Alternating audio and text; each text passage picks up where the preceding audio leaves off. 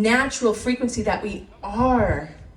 And so my next speaker is, a lot of people here are teachers, they're just these beautiful people with information that are just, it's galactic even, and it's, world healing. This brother, I call him the path maker. He's the one going through the jungle with a hatchet, literally creating the path for the very first time. It's never been done before. And that's why Patrick Clark is one of the most important people in this world. And you just don't know it yet. So it's my honor and it's my privilege to introduce my brother, Patrick Clark. Yes, lucky sheep, lucky sheep.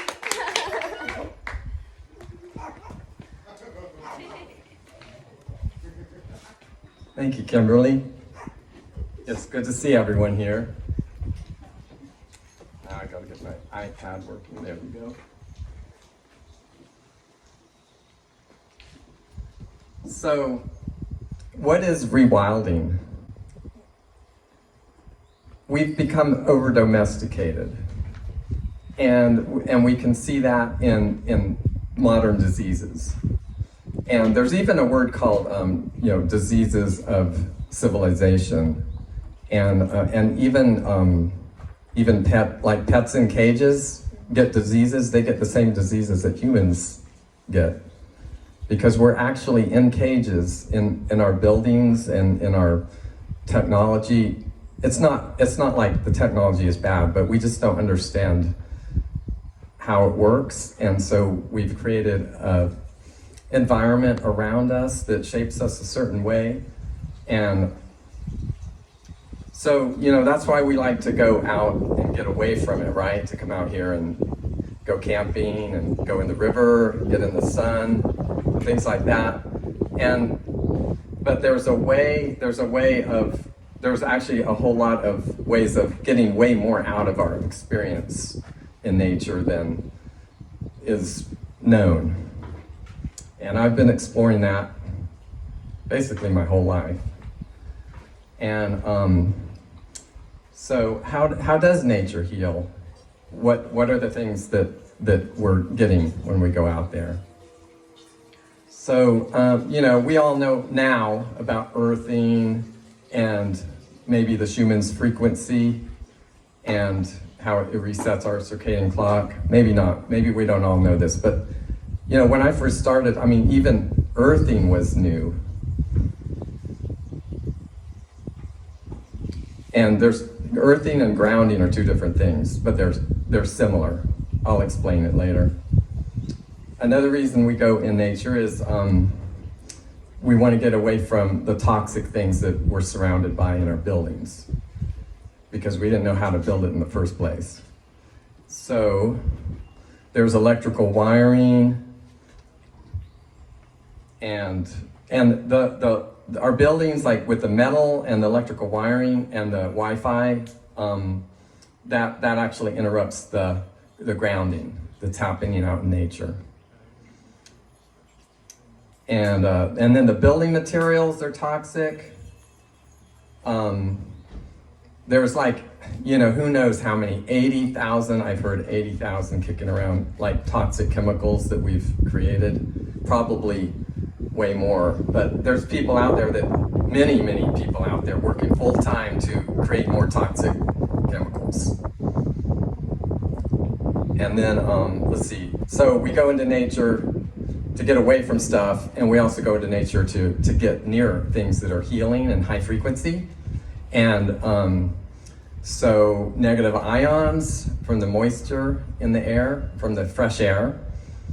And the best place where it's the most concentrated is mist, dew, fog, and near moving water such as creeks and waterfalls.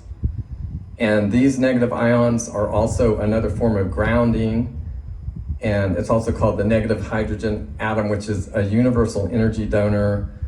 So when you go out in nature and you're absorbing a big concentration of negative ions, you're getting instant energy that can be used by your cells throughout your whole body.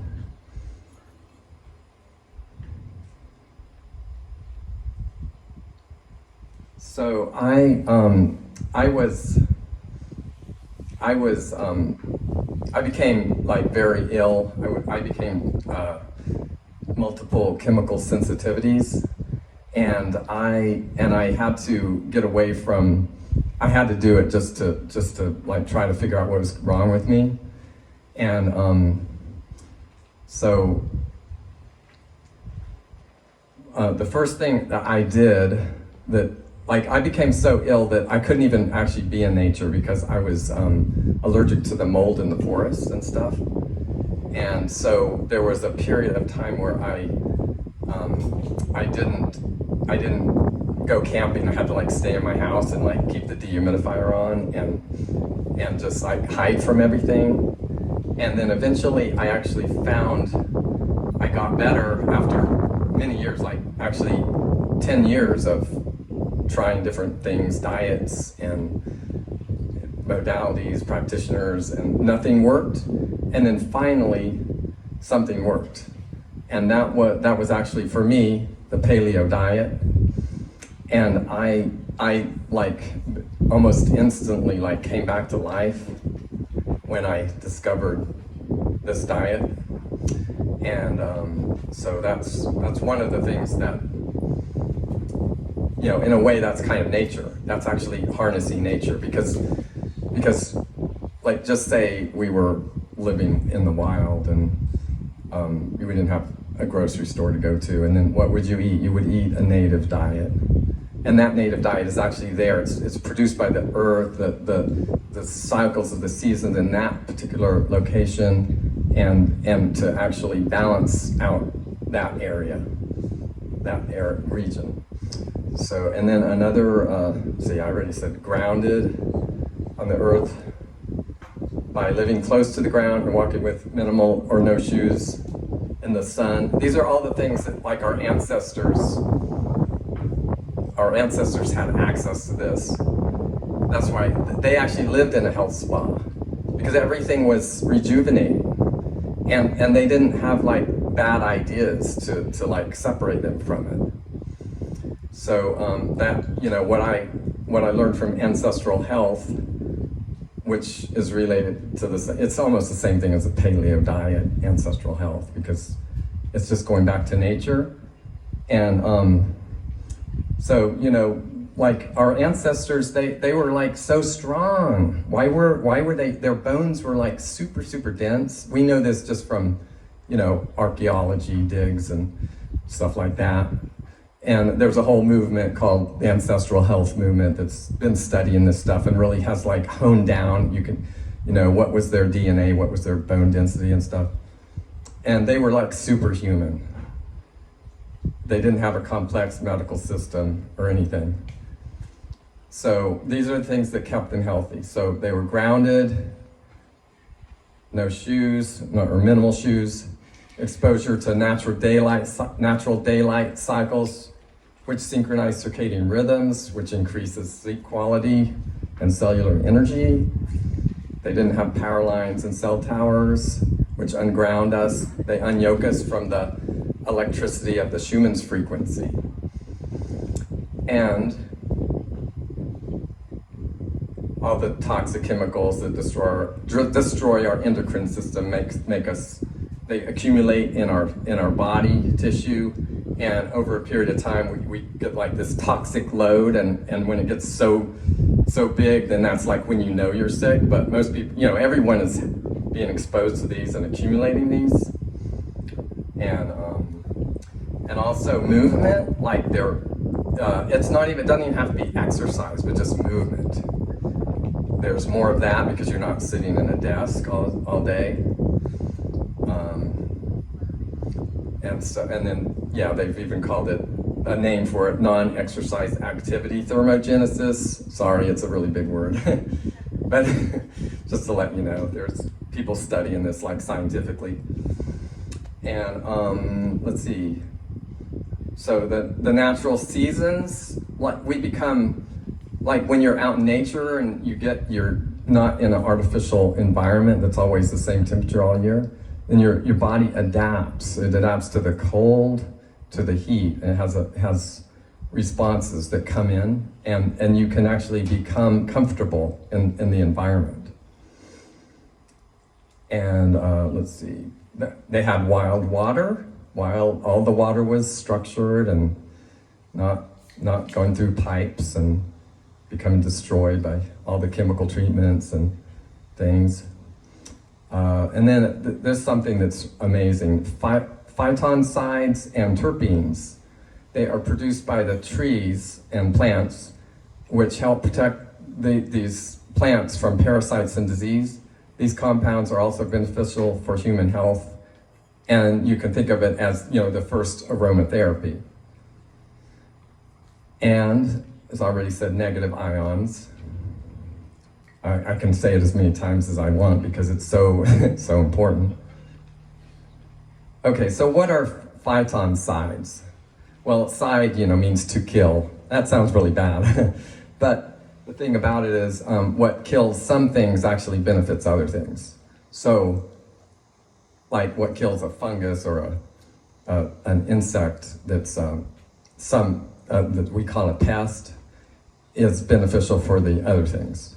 So, a phytoncide, there's this study, there's more than one. There's studies like in PubMed, official medically peer-reviewed studies that show that the forest environment, I'm just going to read just a blurb from it. We previously reported that the forest environment enhanced human natural killer cell activity, the number of natural killer cells and intracellular and anti-cancer proteins in lymphocytes, and that the increased natural killer activity lasted for more than 7 days after trips to forest, both in male and female subjects.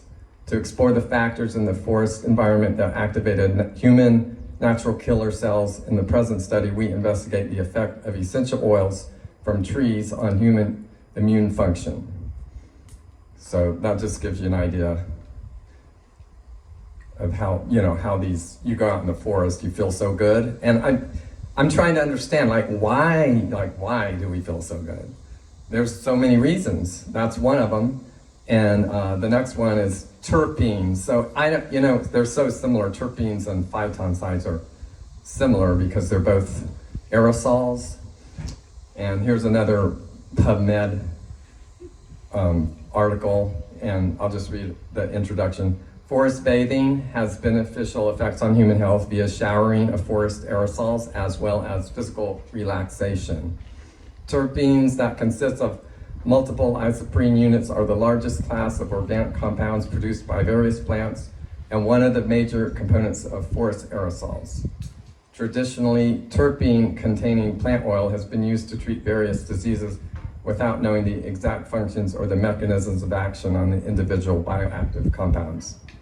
So just take it that it's magic. You go out there and there's already these things there by nature. And the thing is you think you go in nature, of course, like what's there to it? You just go in nature and you're there and there's nothing else to it. Well, the problem is we have all these things that we could, because we don't understand it, we become over domesticated, and we actually are cutting ourselves off in several ways from the healing effects of nature. And I'm just going to read a few. I could probably name a lot more, but these are the main ones. So we wear thick-soled shoes over supported shoes. Well, I think it's been about 20 years where people have been discovered that we need to not be doing that. Well, guess what? I was doing that when I was in high school. And I'm talking like the 80s, So because that was how I got into this, was I just discovered that it felt good to wear moccasins, and I made my moccasins, and I walked like 2 miles to school, and I did that every day, even though I could have rode in a car or my bicycle or whatever, but it was very therapeutic. So what I'm doing now is kind of like discovering like all these things I kind of did intuitively earlier. These thick sole shoes, what they do is they screw up the alignment of the body. So a lot of our postural issues and things a lot of our injuries are really, they start with the feet, and the feet being supported. The feet need to be moving. They have like 120 bones or something like that.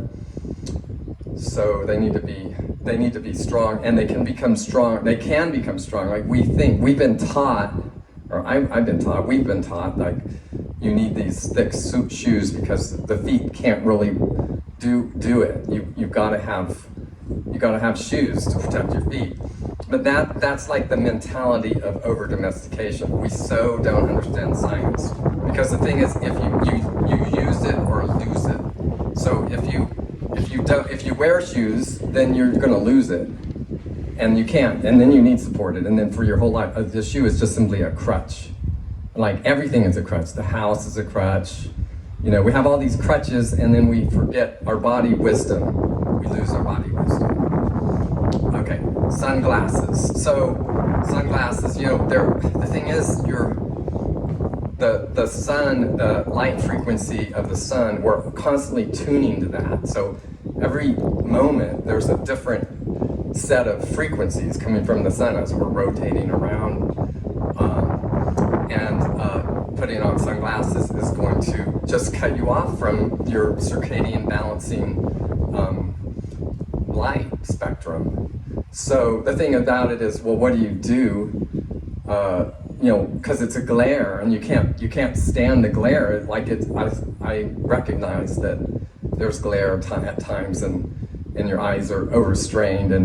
But I have solutions. There's solutions, and I guess I'll just say quickly. You know, one is to learn how to relax your eyes when it's bright, because it's another crutch. We forgot how to relax because we keep covering up everything, all of our symptoms. We don't want pain, or you know. So one is to learn how to practice relaxing the eyes, and another one is that we're also finding out, like we become demineralized, and especially copper, and that if we're all copper deficient, and if we get, you know, fix our copper and our mineral balance, then we produce more melanin, and then the eyes aren't going to be so sensitive to the sun. Let's see, so we sleep on our mattresses, and that's kind of like a shoe. It's a crutch. So we really should be on a firm surface. You can't just do it when you go in nature. You got to do it at home, because your body, you have to rewild your body like all the time. You can't just be at home on your over-domesticated bed and then go out in nature and be comfortable. So firm surface sleeping, and also I'm not really a believer in hammock sleeping, because it's not a firm flat surface. I'm a like a sleep surface guru, so I have like an entire, you know, system for that. So bug spray, I mean, come on, this seems obvious to me, like why do we even have to talk about this? But you know, like people do it. Can you believe it? I mean, people are like putting this crap on their body, like destroying their mitochondria and DNA, and just so they can get rid of the bugs. I mean, I know bugs are uncomfortable, but I mean, they're there for a reason, and like just, you know, destroying yourself so that you don't get destroyed by the bugs just doesn't make sense to me. And I have solutions for that. I'm not, you know, the solutions are coming later. I'm just describing the self-sabotaging habits that we have. Sunscreen, same thing as sunglasses. If you block the sun from your skin, then you're cutting off the beneficial rays. And it's you know, even a word for it would be heliotherapy. So sun therapy, where you're absorbing electrons from the sun and storing them in your body. And the thing about it is, okay, so yeah, you burn if you don't put it on. So then you have to have solutions. So that's what I have, like all kinds of solutions. And actually, that's another thing, is that we burn actually because we're copper deficient and melanin is deficient. So that's going back to the copper thing. So let's see. So we don't know how to do healthy movement like squatting because we don't do it. So we lose it. We use it or lose it. And so it's important to be able to do these movements when you don't have your crutches, when you don't have your furniture. Then you have to use your body. You don't have a place to sit down. You have to sit another way, squat or kneel or whatever. But people lose their mobility and their flexibility and can't even do these things.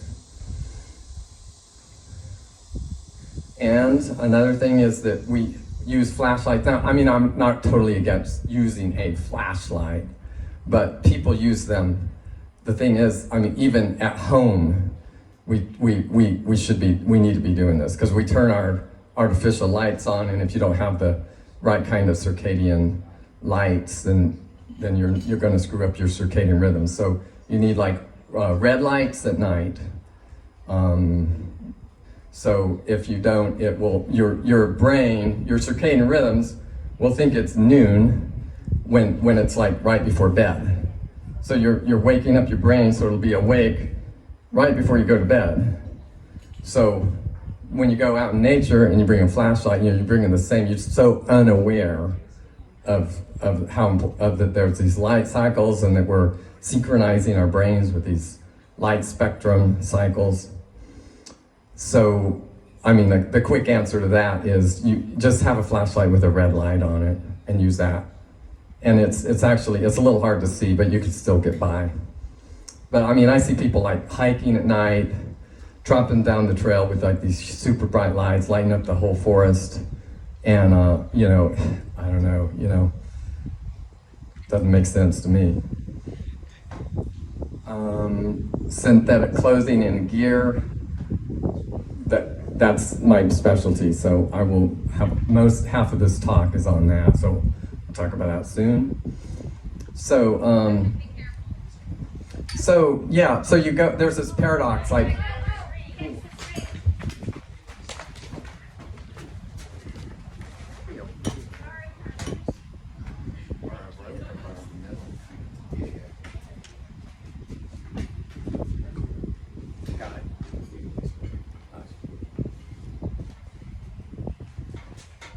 okay, there's this paradox, like we're frail, we're like, all screwed up in all these ways, and we're weak, and we got to go out in nature to heal, but we can't be there because there's all these forces that are like, hard. You can't be there because the sun, the bugs, and all this stuff. So what do?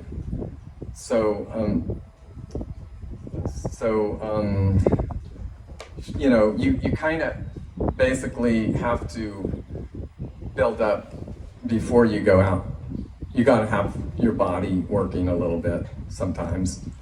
And I don't know how I cracked the code, but I was there myself. I couldn't go out.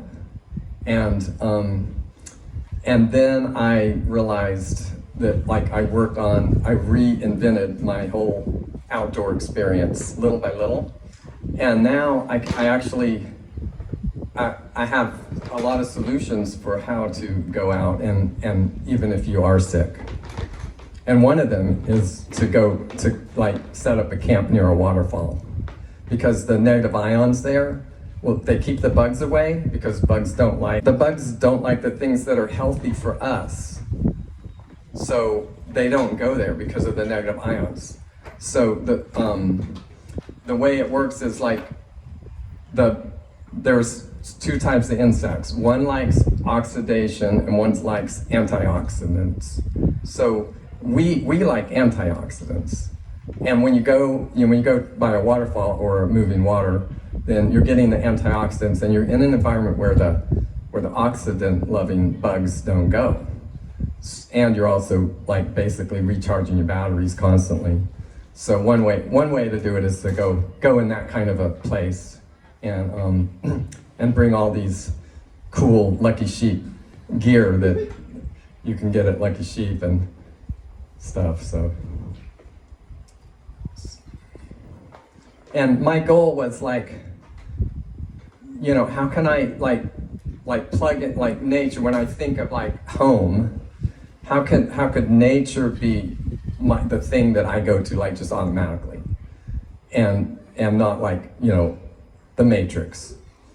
And so I personally have an amazing journey that where I moved out into nature for a couple of years, and like tested out all my gear before I started Lucky Sheep, and I wanted to be in nature and be comfortable in nature, and I wanted to create nature as like my home, so I wasn't camping. I didn't like the word camping because, like, what if you're just traveling? What if you're a nomad?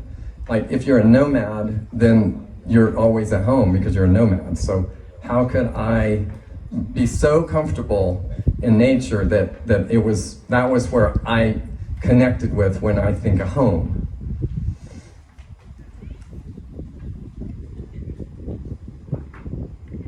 And here is just a little diagram of a circadian rhythm chart, just to show you what is a circadian rhythm. So like high noon up here, the top, and then every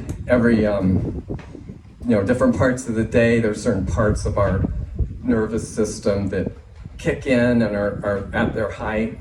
And if you want to have the best place to focus on your health, if you want to have feel like $1 million, then you want to balance your circadian rhythms, because then what happens is you sleep like a baby, and you wake up and you're alert when you need to be alert, and you sleep when you're asleep at night, and you can sleep really well. And in my personal healing journey, I was my circadian rhythms were all out because I was toxic. A lot of it was from mercury, from like dental amalgams and stuff. And there was a period where I was like would sleep, not even sleep a wink the entire night. And I was at a very dark place. I went through a hell for a while, and I got out of it, and this is how I did it. So, okay, so who am I and how did I get here? Well, I landed from another planet. I had all these crazy ideas, and no one got me, and I was like, really, no one got me forever. And then, so this product here, that thing there, that's like a little lounge chair for the floor, and then a little desk and stuff. And this is way back when I was like coming up with those kind of things. So I was inventing little things like that, indoor eco body-friendly furniture and yoga things. Did that, and then part of that led me to this doing sleep research, because of my insomnia situation. I was really thinking a lot about sleep, and a lot of this was pre-internet, and even as the internet was first starting and stuff. And so I wrote this article, just playing around, because it wasn't really my job. I was really doing this, but I did this kind of stuff on the side. I wrote this article, Sweet Dreams on a Hard Surface, and this went viral. This went in the paleo world. Like I said, I was a sleep guru. I was literally a sleep guru, because I wrote the groundbreaking article on ancestral sleep that actually went to millions of people, and people even to this day are like, it's like barefoot walking, like how that's a fad, that's a movement. Well, hard surface sleeping is as well, and it was because of this article that a lot of it took off. Okay, so let's see, where was I?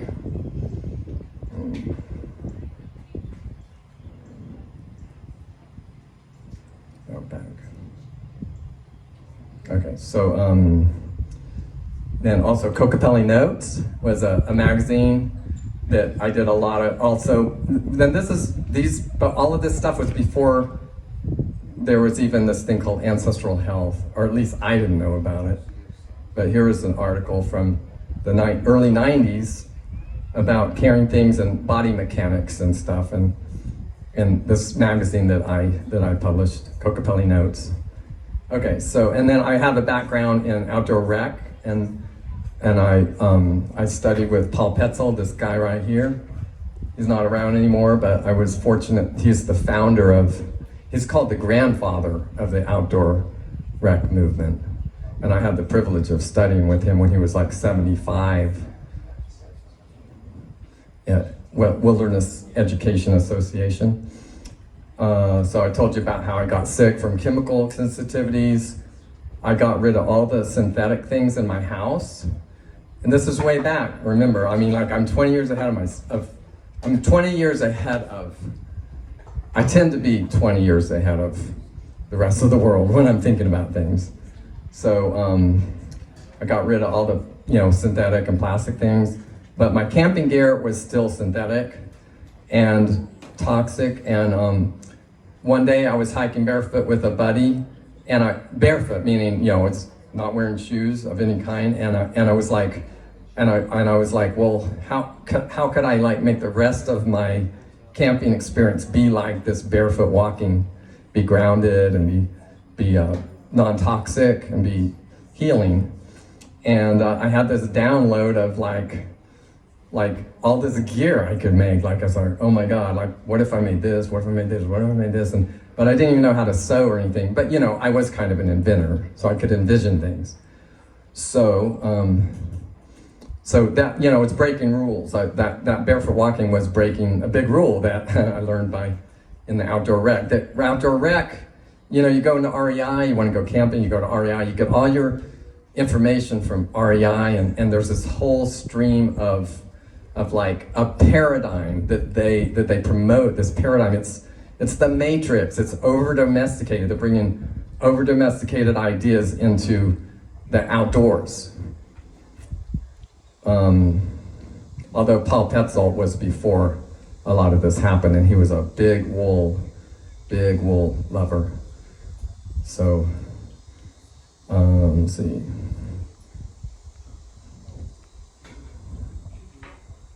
Okay, so this is some of the recipes I did when I was, starting out with my problem. These are the things that brought me back to life after years of debilitating illness. I had mercury and mold toxicity, and after doing this for a couple years, I was strong enough to like try some more adventures and stuff.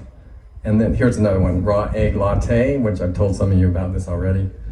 It's just basically coffee, and you pour hot coffee over 3 raw eggs, and you stir it up, and it turns into a frothy thing, and you get a ton of nutrition. And then some butter, a big glob of butter in there. And then cacao butter balls. So those are just like getting some high fat stuff, in our climate. Like this wouldn't be for the tropics. So paleo in the tropics would be almost reverse of here. But when in a temperate climate region, you need this the fat and the protein, they kind of counteract the cold and give you what you need for that. This is like carrot salad with pemmican, dried like beef with organ meat in it, and butter and pumpkin seeds and mint. It's it sounds a little extreme, but you'll see why.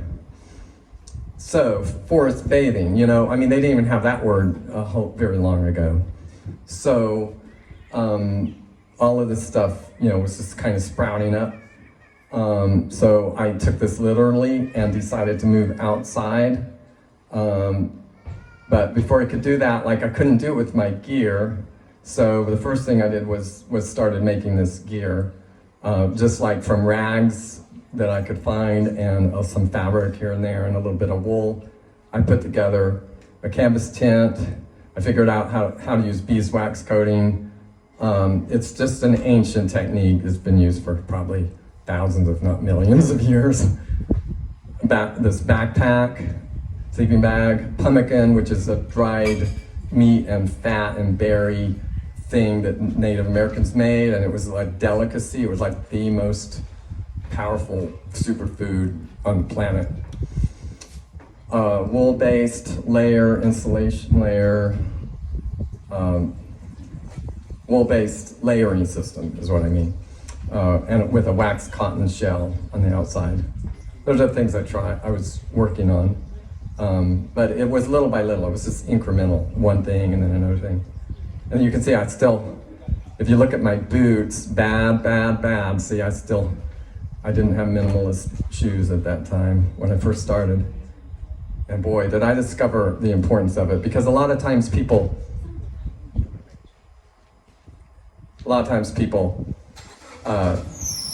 they get foot injuries when you're hiking, like blisters and things, and it's basically pretty much because of the wrong kind of shoes.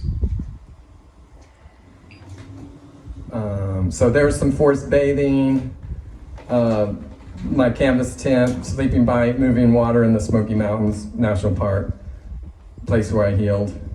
Cold water therapy, pools, waterfalls, 55 degrees year round. That's what got me toughened up for winter, so I could do it in the winter. There's my backpack, my very first one.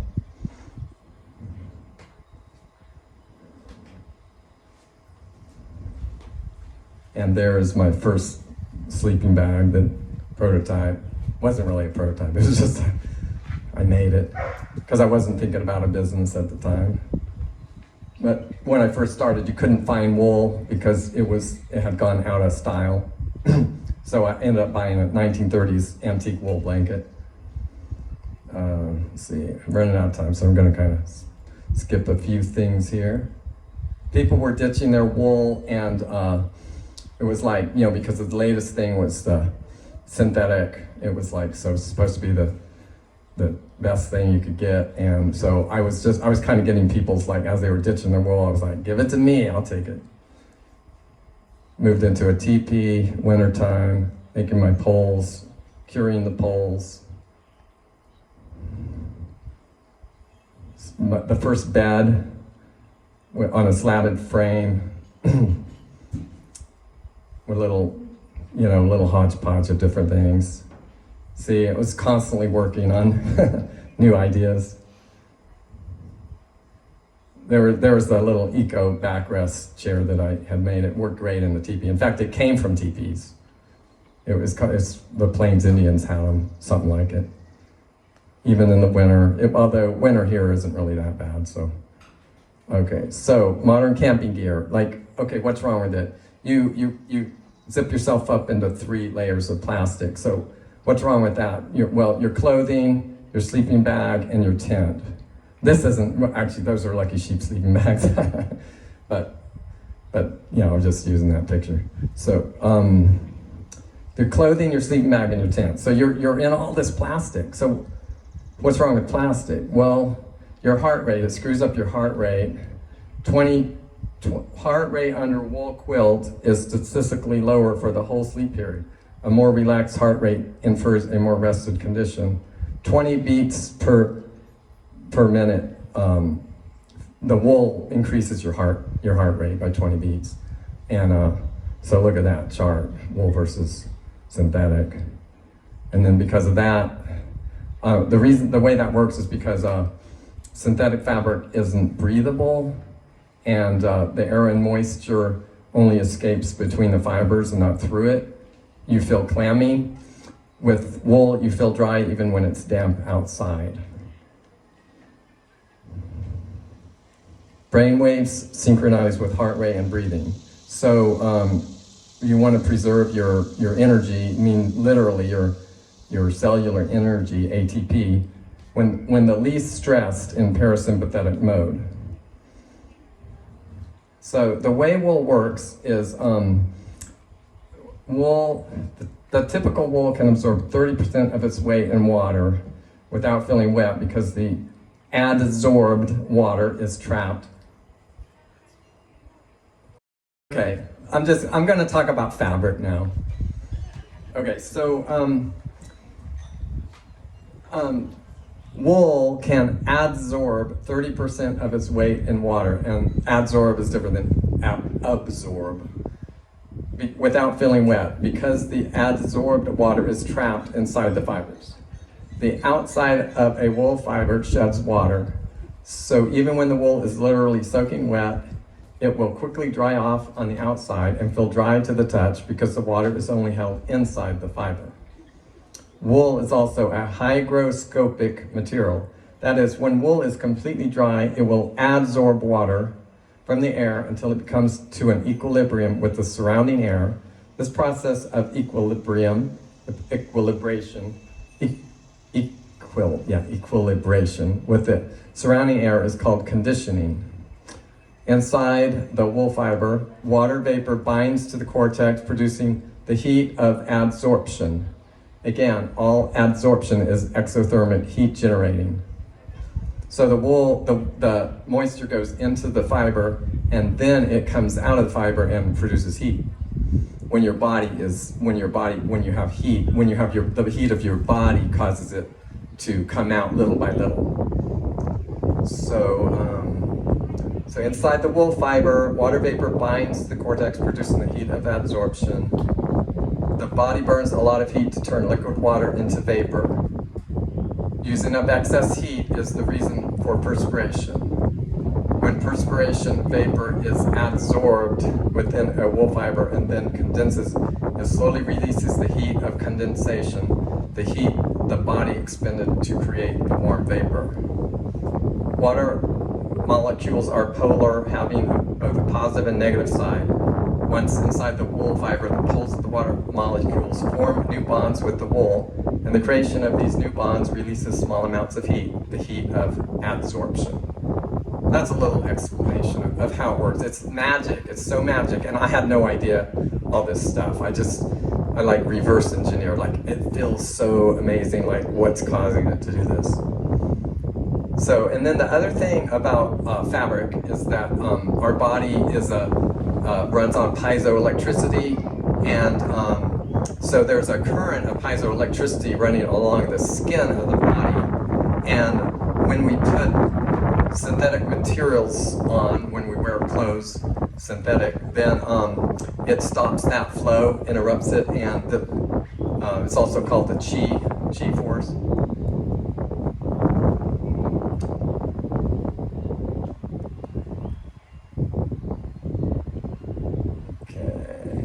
So here's a picture of wool. This, it's kind of cool.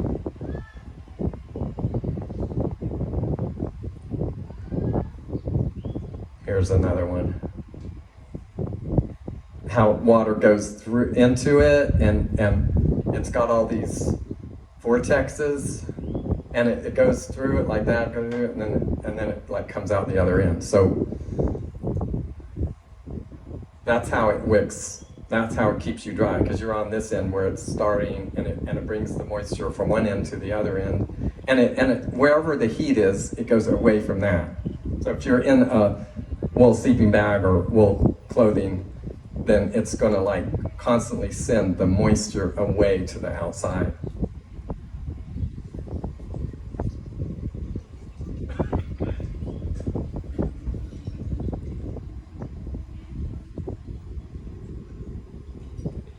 And they've done experiments with in Chinese medicine, and they've measured the voltage of the energy along the skin, and they found that when you're wearing synthetic clothing, it reduces your energy by like 90%, and you have to get more treatments because it's not as effective as if you either didn't have clothes or you had the right kind of organic clothes. There's a study here. Shows the experiments they did. And let's see. And then another cool thing is this linen wool study. So this is even a different angle on. So there's several different dimensions of how fabrics affect us, and this is the one where the super frequency of wool. So the the human body, a healthy, vibrant human body would be like at 100, and then a diseased body would be like 15 megahertz. And so if like the fabric, let's see, polyester would measures at 10 megahertz. So it brings your energy down because of that frequency resonating. And a disease, disease person. So fabric like organic cotton is 100, but non-organic cotton is like 60 or something, and nylon is 15, and then linen is 5,000, and wool is 5,000, and I think silk is like actually not very high, but who knows? I mean, it depends on. This is just one study, and they there's different kinds of silk. So I think my theory is like the right kind of wild silk would probably be like pretty good, but still probably not 5,000. So yeah, there's only two fabrics known to us that, and that's linen and wool. And the thing is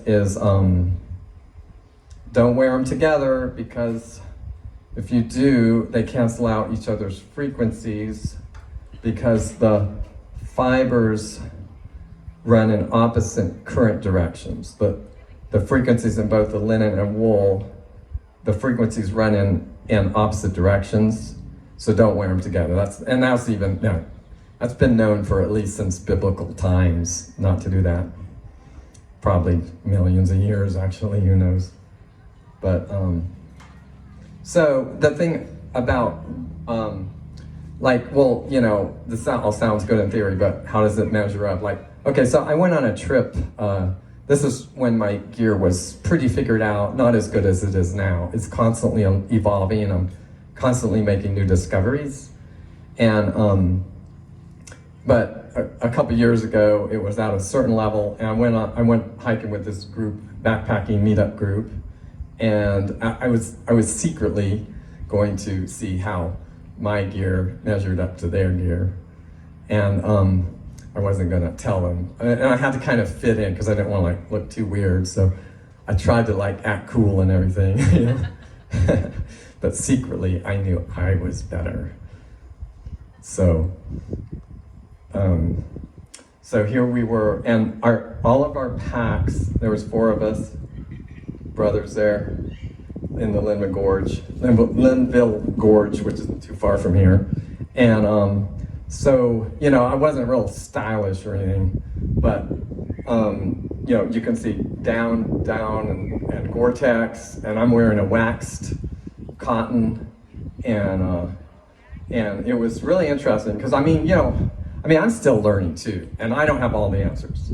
And I was going to, see what I could learn, and as well, I might learn some things that didn't work that I was doing, and some things that did work. And so we had an amazing cold rain, and we started out with 30 pounds. We all weighed in about the same, and then 30 pounds for 4 days, and then had this big rain the next day. Hiked all day in this cold. We all got basically completely drenched, and we built a fire and dried it out eventually, and we were all the same drenched. They had modern gear, I had my own gear that wasn't even figured out yet, and we still all got the same drenched, basically everything. And just listening to their experiences without judging them. I was, they were saying, oh, I haven't been warm this whole trip. I haven't been warm. I feel so cold, I can't even sleep. They'd get up early because they were awake because they were cold. I was sleeping so late because I was nice and cozy in my gear and dry that they had to wake me up because they were ready to go. They already had breakfast and I was still sleeping. So I was really pleased. Because I honestly wasn't exactly sure how well it was working. And so the thing about down, the modern philosophy is down is the answer. Sleeping bags, parkas, things like that. And so because of that, that brings in a whole over-domesticated paradigm, because now you have this down. It doesn't work with nature. Wool works with nature because wool is the way that animals stay warm and dry and survive. But down goes against the principles of nature because first off, it's encased in synthetic. So it may be feathers that have probably tortured birds, but it's encased in a synthetic shell. So it's not really down, it's down inside synthetic. So the synthetic is trapping the moisture inside your body, not letting it release so you can dry, so you're creating a cold microclimate next to your body, so you're clammy. And when you're clammy, when it's moist and it gets cold, you're gonna feel a lot colder. So when you're using a down system, down-based system, you're constantly thinking, how can I hide from the weather? How can I keep my little down away from getting wet and go inside my tent and zip up inside my plastic tent, keep the rain off.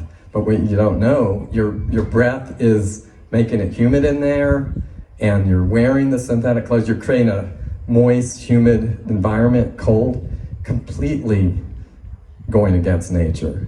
So how about wool? You've got a wool. You've got a open air tent. Now it is synthetic. That's the one of the exceptions I make for backpacking. But you've got open air, ventilating it out, so it's not like collecting moisture. And you're inside a wool sleeping bag, which is like drying you out. It's like getting inside a fire.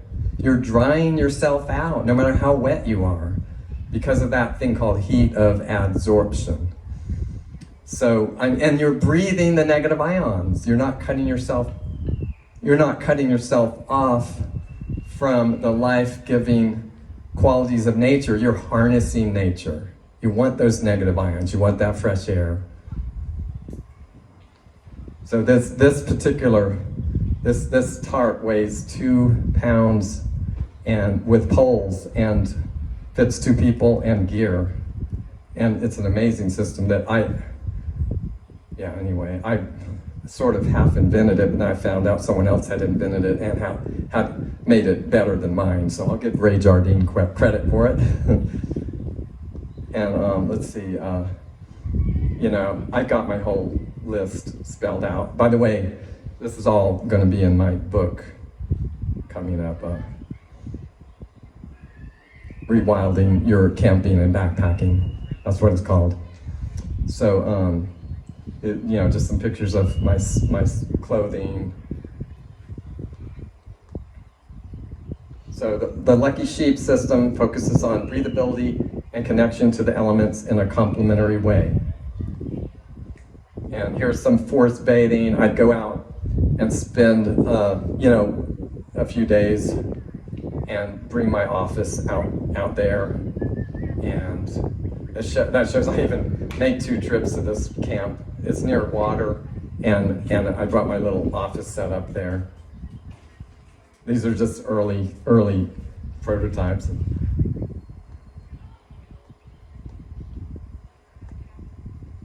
And then this cotton windbreaker was like the last thing I let go of was my Gore-Tex jacket. And I played around with just a windbreaker, which was all it was a great big oversized cotton shirt from Goodwill. And then I figured out how to wax it and added things to it, made it into a parka. And now that is that's the latest thing that is actually just about to be under production. Lucky Sheep, organic cotton, beeswax, pine resin coated rain parka with shungite and amethyst powder that's infused in the entire thing. And I have one up there if anyone wants to come up there, and you can put it on and just get a little therapy. It's like having a amethyst biomat. And by the way, that same coating is on every sleeping bag as well, and tent. And I have a tent up there too. So why you need a Lucky Sheep sleeping bag? Moisture wicking, sleep enhancing, temperature regulating, eco-friendly, no trace camping, because you go out there and you don't want to leave a trace. Well, we want to not leave a trace anywhere, and we don't want to put more plastic in the environment. It weighs 4 pounds and goes down to 20 degrees. We also have a 10-degree one. Beeswax treated shell with gemstone powders. And it has a 100% merino liner. And merino is a soft, very silky-like fabric. So there's one up on Mount Mitchell. So, yes. Any questions?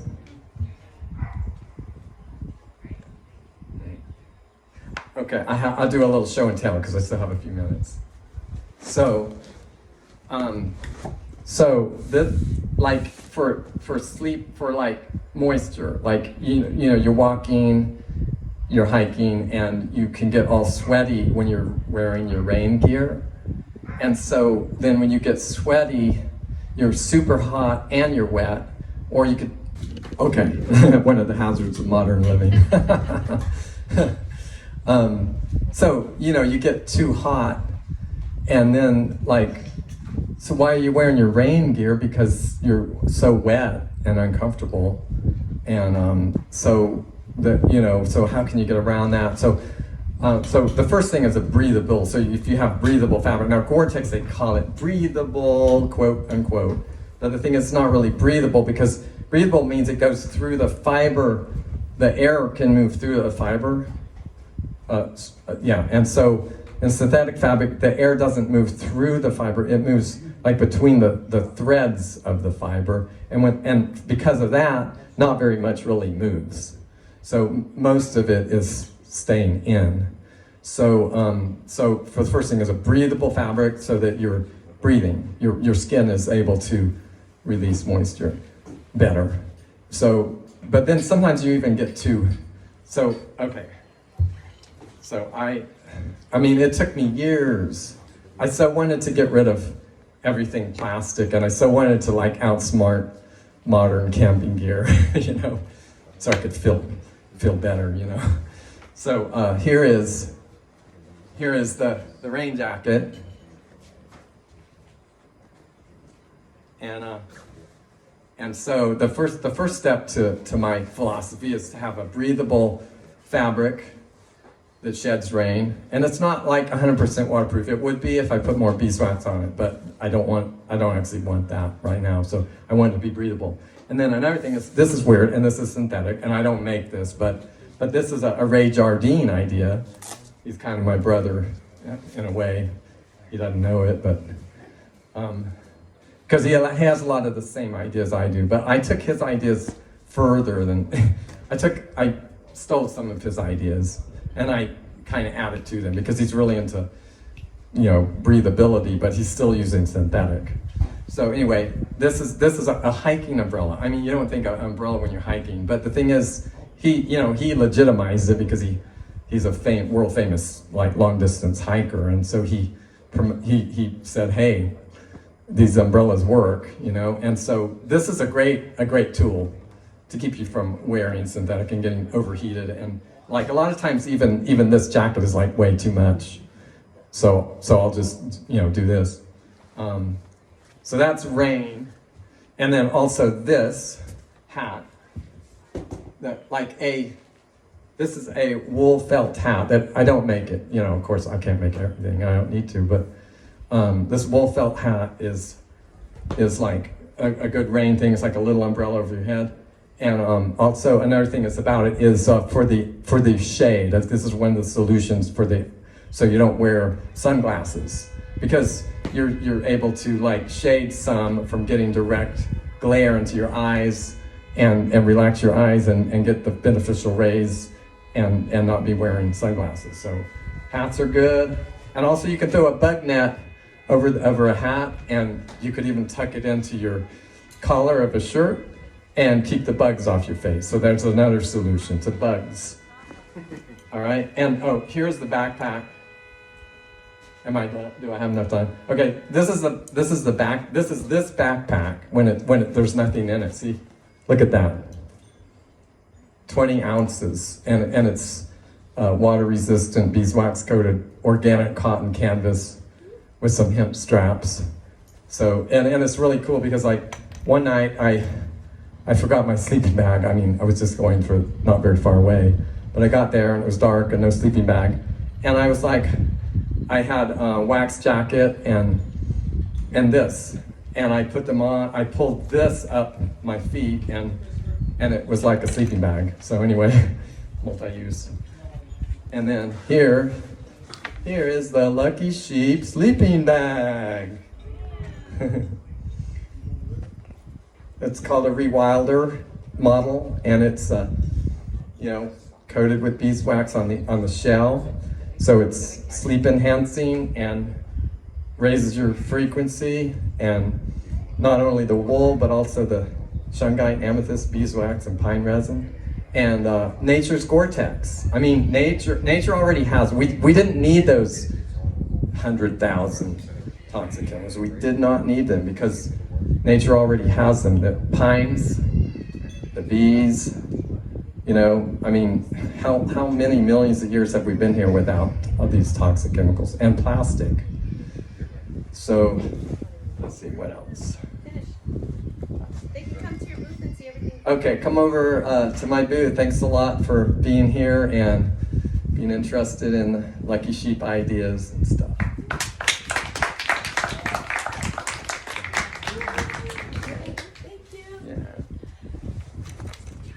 Everyone give another round of applause for Patrick.